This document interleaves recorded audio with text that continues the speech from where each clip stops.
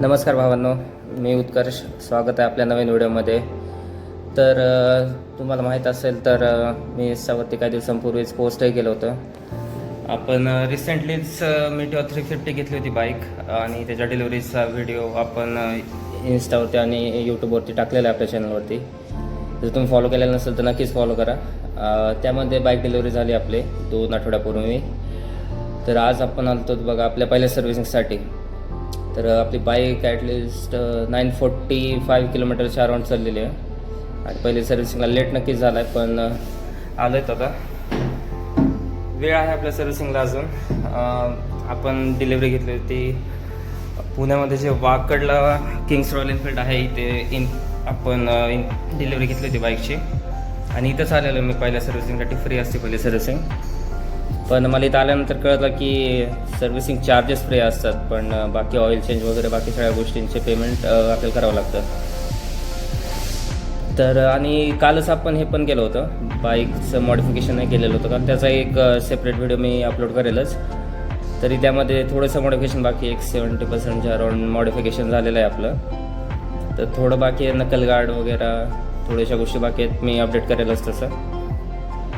तर भेटूया जसं इथं आपल्याला सुभाष भाऊ बनून भेटले होते आणि योगायोगाने ते आपल्या बीडचेच निघले. माझं घर पण बीडलाच आहे, प्रॉपर बीडचाच आहे मी. तर तिथलेच भेटले होते, आपल्याला करून देतात सर्व्हिसिंग वगैरे सगळ्या गोष्टी. आणि त्यांनी मला एक ह्याच्यासाठी पण सांगितलं होतं, पॉलिशसाठी.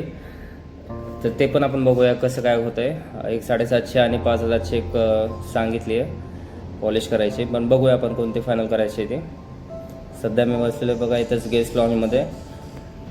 इथं आहे, तुम्हाला टाईमपास वगैरे करायला कोणी घेतले असेल तर बाईक आणि सर्व्हिसिंगसाठी कधी आला तिथं टाईमपाससाठी असते काय ना काहीतरी गोष्टी. तर बघूया आता किती वेळ लागतो सर्व्हिसिंगसाठी, काय नाही भेटूया.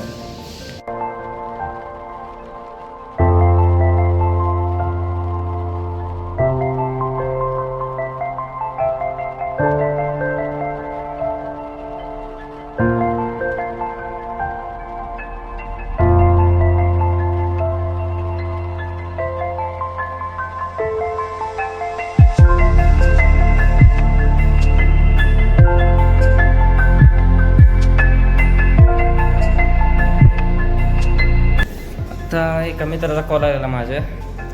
त्याच्या गाडीचं पण थोडं काम करायचं होतं. तर ते काम असं होतं की ऑइल फिल्टर चेंज करायचं होतं, ऑइल चेंज करायचं होतं आणि हेडबोल्टचेही स्क्रूज नट्स वगैरे टाईट करायचे होते.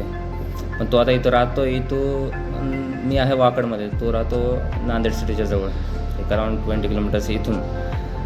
तर आत्ता जाणं तर पॉसिबल नाही आहे, त्याला एअरपोर्ट करायचं होतं. आम्ही मोस्टली म्हणजे गाड्या स्वतःच गाडीचं काम करतो, पण आता माझी पहिली सर्व्हिसिंग असल्यामुळे इथं करून घ्यायचे वापस, नाही तर इन्शुरन्सचा काहीतरी प्रॉब्लेम येतो इन्शुरन्स क्लेम करण्यासाठी. त्यामुळे आता पहिल्या 2-3 सर्व्हिसिंग इथूनच करून घ्यायच्यात.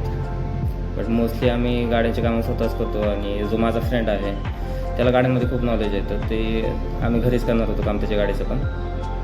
बट बघूया आता अजून माझ्या गाडीचा नंबर आहे, ॲटलिस्ट 5-6 गाड्या बाकी आहेत पहिल्या, त्यांचे झाल्यानंतर माझा नंबर आहे. बघूया आता कसं काय होतं, किती वेळ लागतो आहे. आणि थोड्या वेळापूर्वी मी जे सांगितलं होतं की सुभाषदांनी जे मला पॉलिश करायचं सजेशन दिलं होतं, ते पॉलिश नाही हे होतं सिरॅमिक कोटिंग करायचं त्यांनी सजेस्ट केलं होतं. त्यामुळे काय होतं सिरॅमिक कोटिंगमुळे की जे पण स्क्रॅचेस वगैरे असतात मोस्टली ते अवॉइड होतात. स्क्रॅच ॲटलिस्ट डिरेक्टली जो कॉन्टॅक्ट येतो पेंटसोबत आपल्या गाडीच्या, तर तो अवॉइड होतो. आणि त्याच्या व्यतिरिक्त जे धूळ वगैरे असते जेव्हा नॉर्मल स्क्रॅचेस जे छोटे असतात मिनिमल जे कलरच्या वरतीच असतात, तर ते अवॉइड होतात त्याने. आणि उन्हामध्ये पण आता उन्हाळा चालू झाला तर उन्हामुळे पण कलर डल होतो, तर ते पण अवॉइड होतं. तर या सगळ्या गोष्टी आहेत. तर मी विचार करतो आहे नेक्स्ट सर्व्हिसिंगमध्ये जी सिरॅमिक कोटिंग जी आहे ती करून घ्यायची. तर आता सध्या मला एक 750चं काहीतरी त्यांनी सांगितलं होतं, मला आठवत नाही काय म्हणलं ते, मी नक्कीच तुम्हाला सांगते. 750ची एक कोटिंग होती, ती आपण करून घेऊया. बघूया मी कसं काय होतं सांगतो जेव्हा आपला नंबर येईलच तेव्हा दाखवेल काय आहे एक्झॅक्टली ते. ठीक आहे, भेटूया. फायनली 2 घंटेच्या वेटनंतर आपल्या गाडीचा नंबर आला आहे. गाडी लागली आपली. खूप वेट करावं लागलं यासाठी आज. बघूया आता सर्व्हिसिंग झाल्यानंतर मी हिसाब करायलाच आणि ती आपण एक कोटिंग पण करतोय त्याबद्दलही सांगेलच. काम चालू झालेलं आपल्या बाईकचं वगैरे काढतात.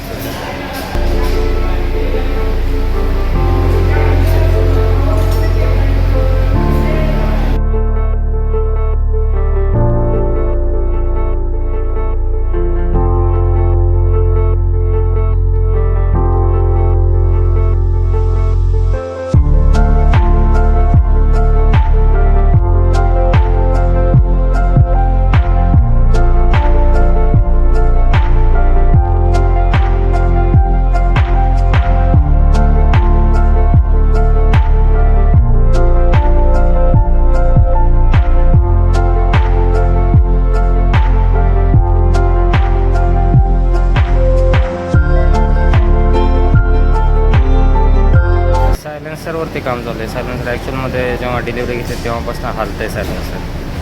त्याचं जे बॅकेट आहे सायलेन्सरचं त्यामध्ये काहीतरी प्रॉब्लेम आहे, त्याचंच काम चालू आहे. भावाच्या हाताला लागलं. हो, हे काम ॲक्च्युअलमध्ये प्रॉब्लेमॅटिक आहे, कारण मी पण ट्राय केलं ते फिक्स करायचं, बट ते हलतंच आहे.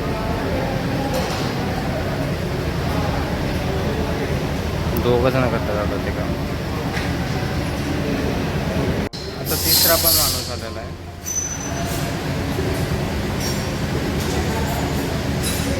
जे ब्रॅकेटमध्ये प्रॉब्लेम होता, बट त्याच्या आतमध्ये सुद्धा प्रॉब्लेम आहे सायलेन्सरचा. आय गेस काहीतरी अडकलेलं होतं, ते काढलं त्यांनी.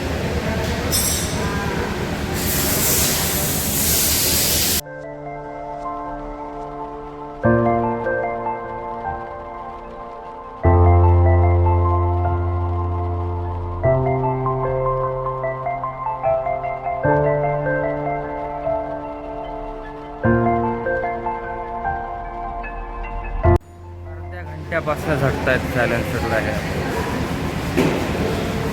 ॲक्च्युअलमध्ये हा प्रॉब्लेम येत होता ज्या दिवशी गाडी घेतली त्या दिवशीच दुपारनंतर कंटिन्युअसली आवाज येतो सायलेन्सर म्हणजे खड्ड्यामध्ये. बघू आता प्रॉब्लेम.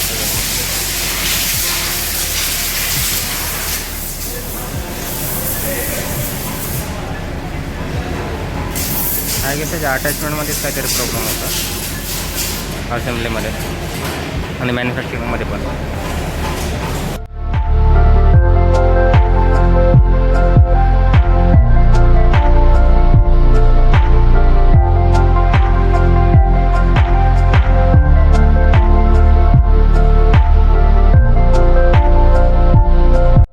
तर मित्रांनो, मी आता घरी पोहोचलो आहे. मला 8:30 वाजले घरी पोहोचायला. फ्रेश वगैरे होऊन मी तर पुढचं शूट करतो आहे. तर आपण सर्व्हिसिंग तर केली आहे कंप्लीट. आता सर्व्हिसिंगमध्ये ॲडिशनल जे मी तुम्हाला पहिले सांगितलं, सायलेन्सर वाजत होतं गाडीचं, राईट. तर त्याचं आपण पूर्ण गॅस किट चेंज केली आहे. सो आता ते परफेक्ट आहे एकदम. त्यामध्ये आता काही टेन्शन नाही. ते वाजत होतं थोडंसं आणि हालतही होतं, तर तो प्रॉब्लेम नाही आहे आता. सगळ्यात इम्पॉर्टंट त्याच्यामुळे मला सगळ्यात जास्त टेन्शन आलं होतं. तर ते क्लिअर आहे आता, काही प्रॉब्लेम नाही आहे. एक हार्डली 200 रुपयाचं काहीतरी गॅस किट होती ती, तर ते आपण बसून घेतली आहे. त्याच्या व्यतिरिक्त मी कोटिंगचं एक सांगितलं होतं तुम्हाला. तर कोटिंग ही 2 टाईपची आहे. एक टॅफ्लॉन कोटिंग असते आणि एक सिरॅमिक कोटिंग असते. तर टॅफ्लॉन कोटिंगचा सीन असा आहे की ती कोटिंग एकदा केल्यानंतर एक हार्डली 1.5-2 महिनेच टिकते ती. मोस्टली 2-3 वॉशनंतर ती कोटिंग निघून जाते.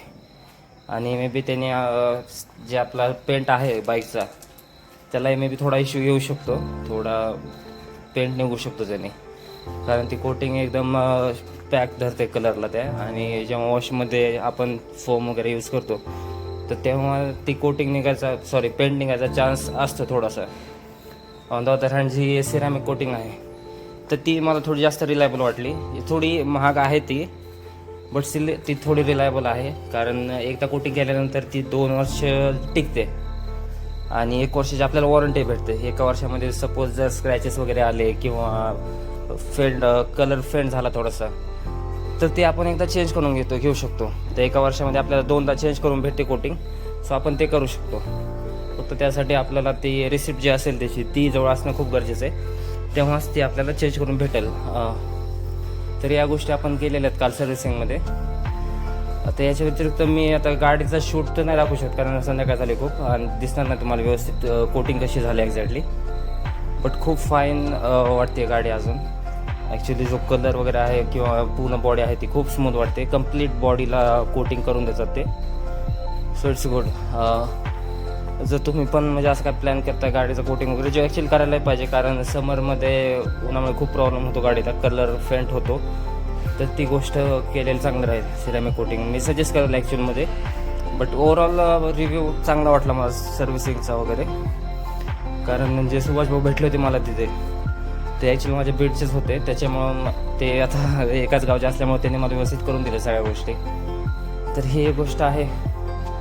सर्व्हिसिंग तर कंप्लीट झाली. आता याच्या पुढचा ब्लॉग मी बनवेल मॉडिफिकेशन्सवरती.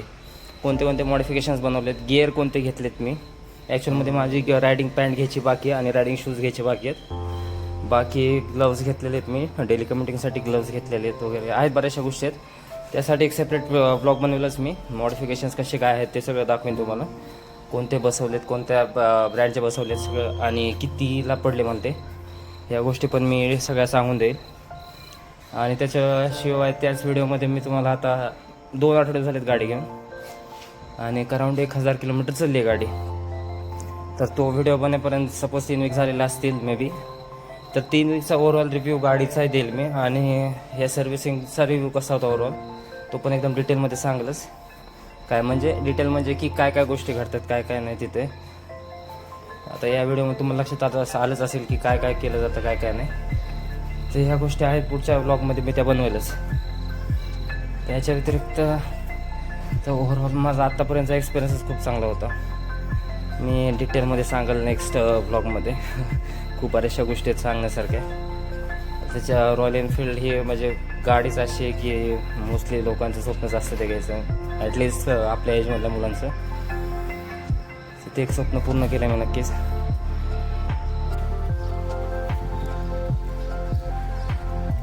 This is the first look after the ceramic coating.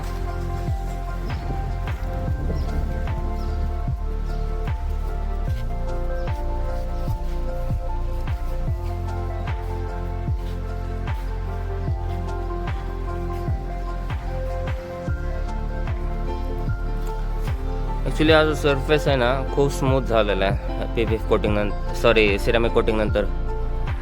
तो ॲक्च्युली तेवढा स्मूथ नसतो. आणि दुसरं म्हणजे याच्यावरती पाणी जरी पडलं ना आता तर ते धरून नाही राहत, नॉनस्टिकी टाईप राहतं ते बॉडी त्याचे. हा बेनिफिट आहे सिरामिक कोटिंगचं. चला भेटूया मित्रांनो पुढच्या व्हिडिओने. Bye bye.